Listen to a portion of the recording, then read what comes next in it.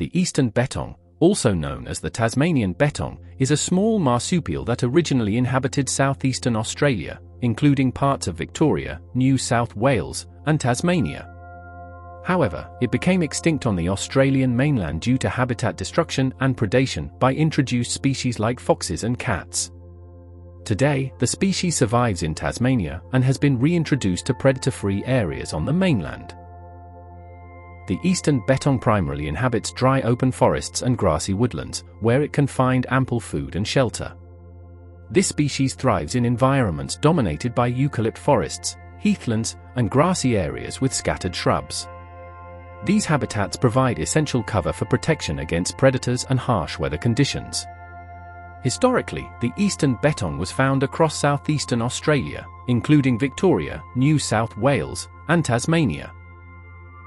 However, due to habitat destruction and predation by introduced species such as foxes and cats, it became extinct on the mainland. Today, it survives in Tasmania and has been successfully reintroduced into predator-free sanctuaries in parts of mainland Australia, such as the Mulligan's Flat Woodland Sanctuary in the Australian Capital Territory. The Bettong's habitat consists of areas with soft, well-drained soils, which are crucial for its digging behavior. As a nocturnal forager, it uses its strong forelimbs and claws to dig for underground fungi, roots, and tubers. These habitats also provide fallen logs, leaf litter, and grass clumps where the bettong builds its nests made of grass and shredded bark. Unlike some burrowing marsupials, the Eastern Bettong does not dig deep burrows but instead creates hidden nests on the ground for resting during the day. Grassy woodlands play a vital role in sustaining bettong populations, as they offer a steady supply of food and nesting materials. Unfortunately, much of their original habitat has been lost due to land clearing for agriculture and urban development. Conservation efforts focus on restoring and protecting these ecosystems, ensuring that remaining populations in Tasmania and reintroduced groups on the mainland have suitable habitats to thrive.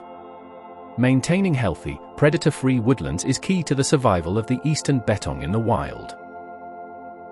The Eastern Bettong is a small, kangaroo-like marsupial with a delicate yet sturdy build. Its body is covered in soft, dense fur, which is typically a light grey to brownish grey on the upper body, blending well with its natural woodland habitat. The underbelly is noticeably paler, often creamy white, while the tail is slightly darker and covered in short, fine hairs. This natural coloration provides excellent camouflage, helping the bettong avoid predators while foraging at night. Physically, the Eastern Bettong has a compact, rounded body supported by strong hind legs and relatively short forelimbs. Like kangaroos and other macropods, it moves primarily by hopping on its powerful back legs, though it also uses its front paws for digging and handling food. Its head is small and pointed, with large, dark eyes adapted for excellent night vision. The ears are long and slightly rounded, allowing it to detect subtle sounds in its environment. In terms of size, the Eastern Bettong is relatively small, with an average head-to-body length of 30 to 40 centimeters. Its tail adds another 30 to 40 centimeters, making it nearly as long as its body. Despite its compact appearance, it is quite lightweight, typically weighing between 1.1 and 1.8 kilograms. Males and females are similar in size, though males can be slightly heavier. The bettong's long, prehensile tail is not only used for balance while hopping, but also for carrying nesting materials, such as leaves and grass, which it gathers for building a cozy shelter. The Eastern Bettong is a nocturnal and mostly solitary marsupial, meaning it is most active at night and spends the daytime resting in its nest. It moves primarily by hopping on its powerful hind legs, similar to a small kangaroo, but can also use its front limbs when foraging. During the night, it searches for food. The Eastern Bettong is generally quiet, but it does produce a few distinct sounds. When threatened or alarmed, it may emit soft grunts or huffing noises as a warning. If extremely frightened or in distress, it can produce high-pitched squeaks or shrieks. Communication between individuals, particularly mothers and their young, may include gentle clicking or clucking sounds, similar to other small macropods. However, because it is primarily a solitary animal, vocalizations are relatively rare. Instead, it relies more on body language, scent markings, and its keen senses to navigate its environment and interact with others. The Eastern Bettong has several fascinating characteristics that make it unique among Australian marsupials. One particularly interesting aspect of its behavior is its role in the dispersal of fungal spores, particularly those of truffles. These fungi grow underground and rely on animals like the Eastern Bettong to dig them up. As the bettong feeds on these fungi, it inadvertently spreads the spores across the landscape, promoting plant growth and contributing to the health of the ecosystem. This symbiotic relationship between the bettong and fungi is vital for the regeneration of native plant species in its habitat. The Eastern Bettong has a relatively long lifespan for its size. In the wild, they can live up to 5 to 7 years, though many do not survive to adulthood due to predation or habitat loss. In predator-free sanctuaries, however, their lifespan can be even longer. These sanctuaries, which provide safe environments free from foxes and cats, have been critical in helping the Eastern Bettong establish stable populations outside of Tasmania. The Eastern Bettong has a specialized diet that consists mainly of underground fungi, particularly truffles, along with a variety of roots, tubers, seeds, and insects. This diet is typical of the bettong's nocturnal foraging habits, as it spends its nights searching for food buried beneath the forest floor. The bettong's strong forelimbs and sharp claws enable it to dig through the soil to find these underground food sources, which are rich in nutrients. The Eastern Bettong is considered a mycophagist, meaning that fungi, especially ectomycorrhizal fungi, make up a significant portion of its diet. These fungi grow in close association with tree roots, forming a symbiotic relationship with plants. By feeding on these fungi, the bettong helps with spore dispersal, unknowingly spreading fungal spores across the environment. This relationship is important for maintaining ecosystem balance, as the fungi play a crucial role in plant health and soil fertility.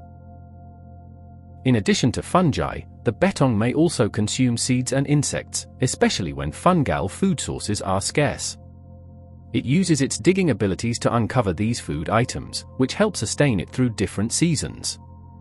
Though it is primarily a herbivore, its occasional consumption of insects and small invertebrates gives it an edge in nutrient acquisition, particularly during periods when plant-based food may be less abundant. Despite its solitary nature, the Eastern Bettong is not highly territorial and may have overlapping home ranges with other individuals. It builds nests out of grass, leaves, and bark, usually in a sheltered area such as under logs or dense vegetation.